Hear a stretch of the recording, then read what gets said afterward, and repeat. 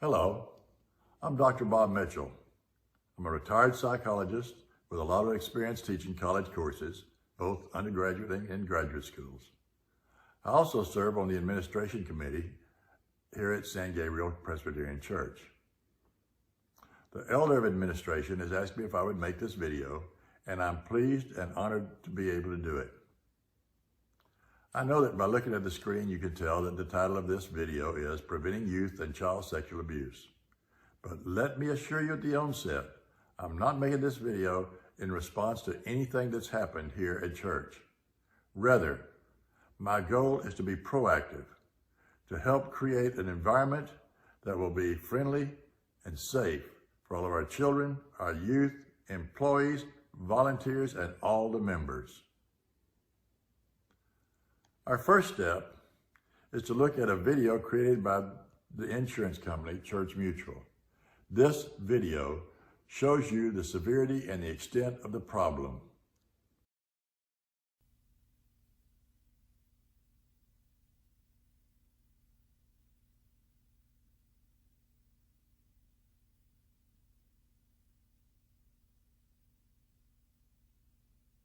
Hello, I'm Dwayne Hermas, a founding partner in the law firm Hermas Sargent Bates.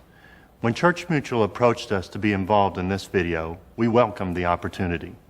We've dealt with numerous child sex abuse cases and know firsthand the devastating effects of this crime on victims, on congregations, and on a ministry's future. I want to thank you for the concern you've shown by taking the time to watch this video, and encourage you to share the video with the members of your congregation who are involved in leadership positions and youth activities. Thank you.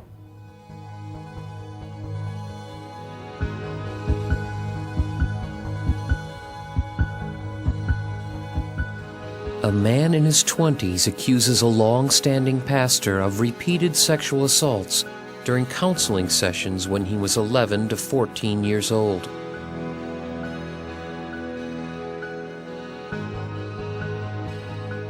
A volunteer at a Sunday school is accused of inappropriate touching and fondling by first one, then a score of children over a number of years.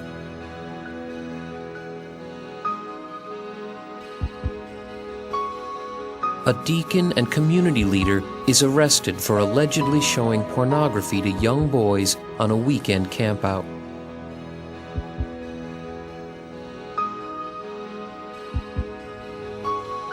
Incidents of child sexual abuse happen in worship centers of all sizes, all denominations, in all areas of the country. A reported case has a profound impact on a worship center and its members. A congregation can face bitter divisions. New people are warned away from that place. An allegation, trial, and criminal conviction can lead to huge financial settlements against a worship center and its board members. In most jurisdictions, ministries are no longer protected by charitable immunity. I'm Kristen Blanford. I've represented religious organizations in cases involving the sexual abuse of children. Lawsuits usually filed by a child's parents against the church can claim negligence for hiring a convicted offender, or negligence in supervising the offender, or failing to react to a report in a competent manner. Legal defense in these cases can be extremely costly and prolonged, whether the suit is successfully defended or not. And when any of the allegations are proven, judgments have sometimes been huge.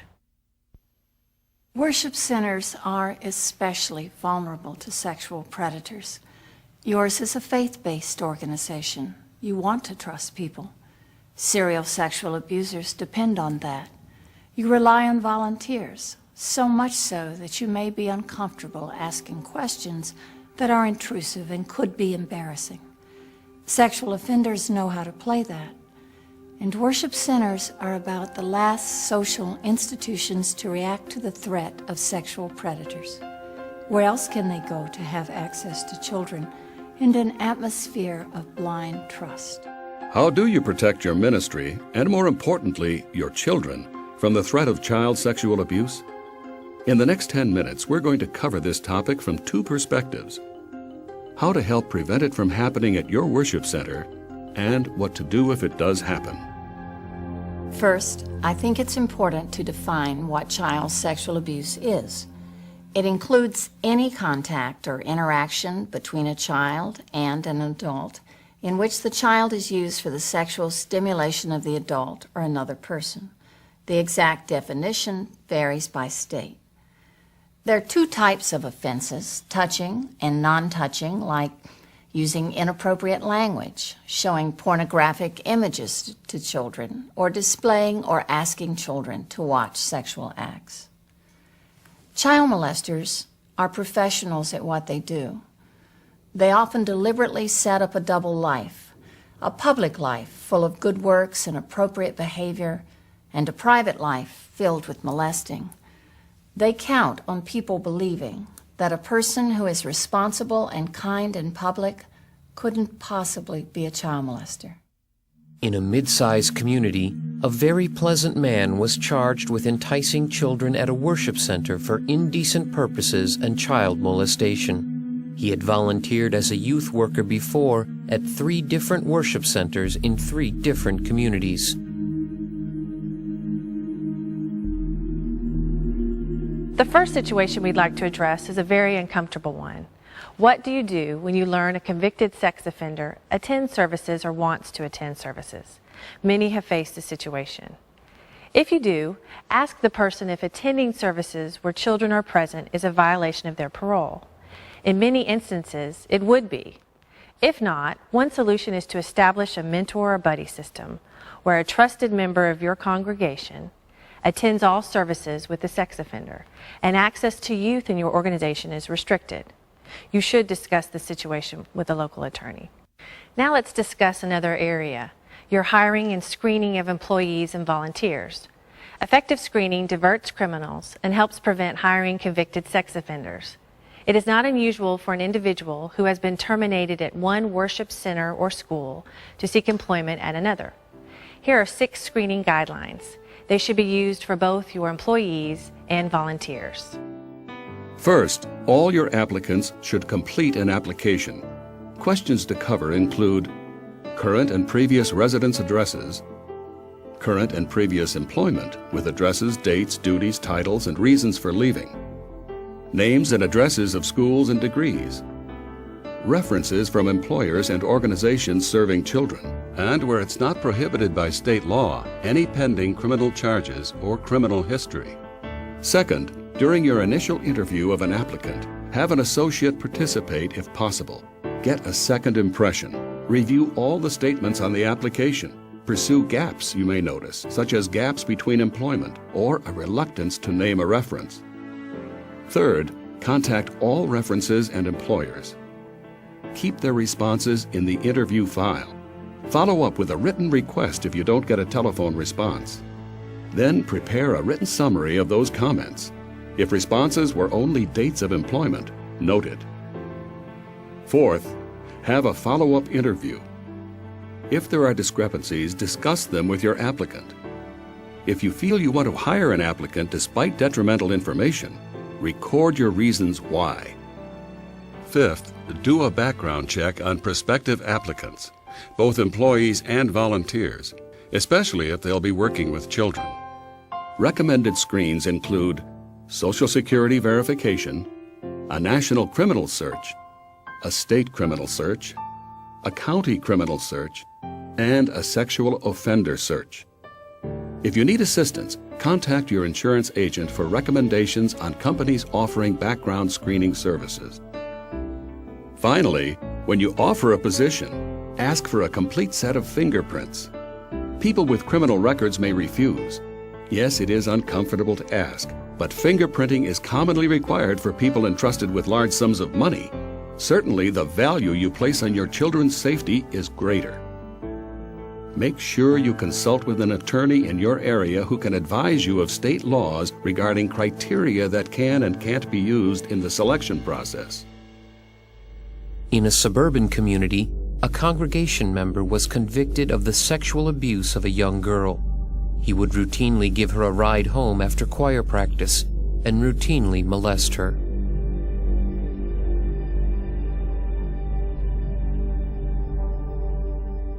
Establishing firm supervisory guidelines, along with the facilities and operational practices it takes to put those guidelines to use, is essential to effective prevention. First, look at the physical structure of your activity areas. Here are some ways they might be improved. Install windows in interior walls of classrooms and make it a policy to keep doors open. Always require that activities be conducted in an open area or room, not in a private office. Periodically, inspect classrooms, offices, workplaces, and other areas where children and adults are together. Also, check bathrooms, closets, and areas where sexual abuse might occur. Now let's establish some operational guidelines to follow. The first one I would suggest is the 6-month rule.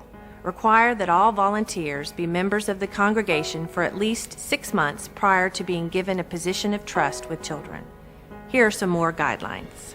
Always require that any activity involving children be supervised by a minimum of 2 adults, especially field trips and related activities. Preferably, the 2 adults are not a husband and wife. Pay special attention to adults who spend considerable off-duty time with the same child or children. Encourage employees and volunteers to limit their physical contact with children. Designate a confidential advisor that a child can go to at any time without special permission to discuss any problems they might be having.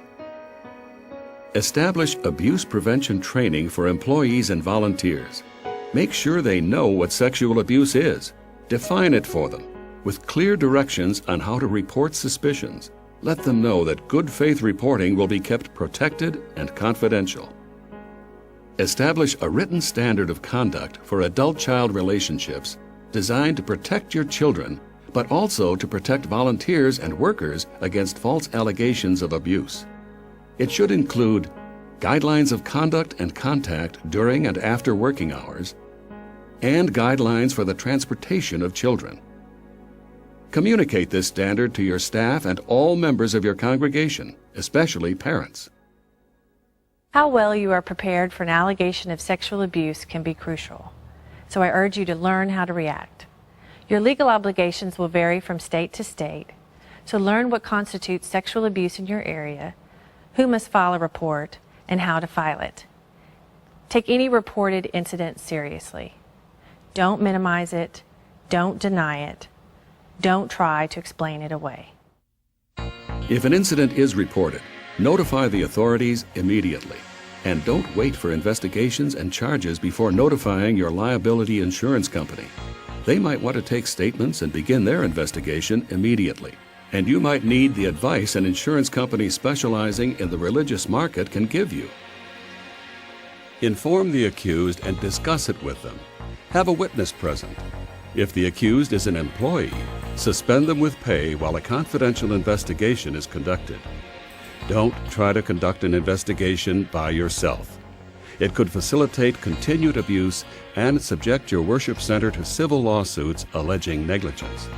The welfare of the victim and prevention of further abuse is paramount, so give the victim and his or her family support.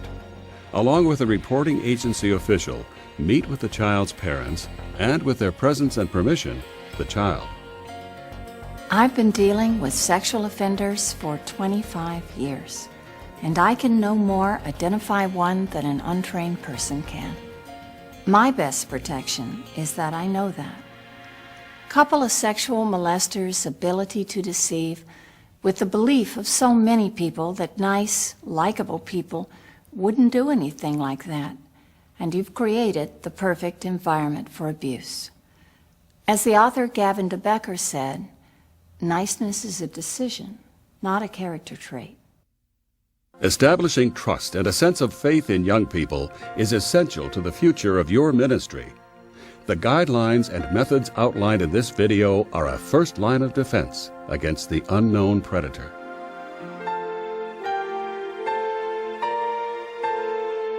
Church Mutual Insurance Company offers other materials to help prevent sexual molestation and misconduct, as well as an array of brochures, videos, posters, and checklists to help make your worship center and activities safer for every member of your congregation. All Church Mutual safety materials are free, simply for asking. Go to Church Mutual's website and click on Safety Resources For a complete listing, or if you prefer, contact the Corporate Communications Department at Church Mutual.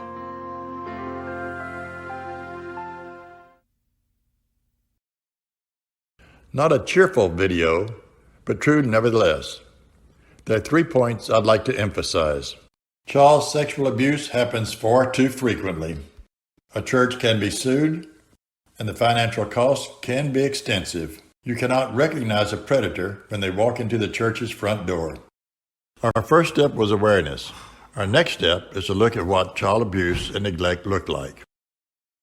The trifold, which you have in your possession, was created by Dr. Carolyn Greer. Dr. Greer is a Texas licensed professional counselor, and she created this trifold as part of her contribution to the administration committee. Dr. Greer spent many hours researching and documenting these signs and symptoms of child abuse and neglect. I gave you 3 bullet points at the end of the Church Mutual video, and I wish I could give you bullet points for this trifold, but I can't. Each and every one of the examples is just as important as the others. It is important that you know and recognize each and every one of these signs of child abuse and neglect. Please study the trifold. So far, we've talked about awareness and recognition. I'm going to talk about a very subtle difference between the two. According to Webster's dictionary, awareness is to have knowledge of something. Recognition is to be aware of the significance of something. Now we're going to change gears and examine our policies and procedures. Our policies are our thoughts and our beliefs. Our procedures are our behaviors, what we do. We're going to look at 2 documents concerned with our policies and procedures. The first one is from Presbyterian Church USA, or PCUSA. This document is extremely detailed and comprehensive. It covers many different situations, and while we wholeheartedly agree with every sentence and paragraph, it is far too long for this video. However, the last sentence of the first paragraph says a mouthful. It is never permissible or acceptable for a church member, officer, employee, or volunteer to engage in sexual misconduct. Our final document was created here at San Gabriel Presbyterian Church. This document begins by quoting Scripture, specifically Mark chapter 10, verses 14 through 16, where Christ extols his love, acceptance, esteem of children. It's followed by a resolution adopted by the 205th General Assembly in 1993, entitled A Vision for Children and the Church. Then, the second page begins with a short but very succinct of our policies here at San Gabriel. The policy of San Gabriel Presbyterian Church is provide children a safe environment for learning, nurture, and care, lower legal risk to the church, protect volunteers and church employees from false allegations of abuse. And these are not bullet points. These are our policies. I'm sure number 3 caught your attention. And this policy is followed by our screening and vetting procedures for potential volunteers and employees, and then of disqualifying offenses which would keep a person from being accepted as a volunteer or an employee. And then finally, our procedures, what we do and what is expected of us. I can't stress enough the importance of these procedures, and while all of them are mandatory, please pay a special attention to number 5 on page 3, which states that we always work in pairs, what others before me have called the rule of 2. And then, on page 4, we have our procedures for classrooms and for restrooms. These are extremely important and must be followed. 3 words can be used to summarize this video. Awareness.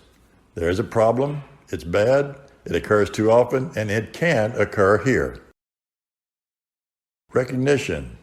There are signs and symptoms of the problem, the signs you should look for and hope you never see.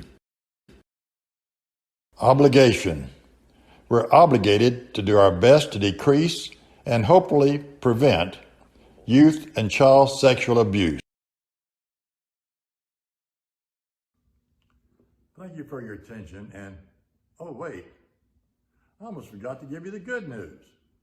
Remember the psychologist in the Church Mutual video saying that she had worked with child abuse cases for 25 years and she could not recognize a sexual offender any better than anyone else? Of course not. We can't read a person's mind, so we can't tell what a predator is thinking when they come into church's door, or, for that matter, if they sit on the pew next to you. But it doesn't matter.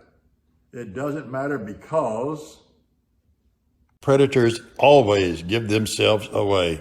You see, a predator must have a particular situation, a situation where they are alone with their victim. Let me say that again. A predator requires a situation where they are alone with their victim.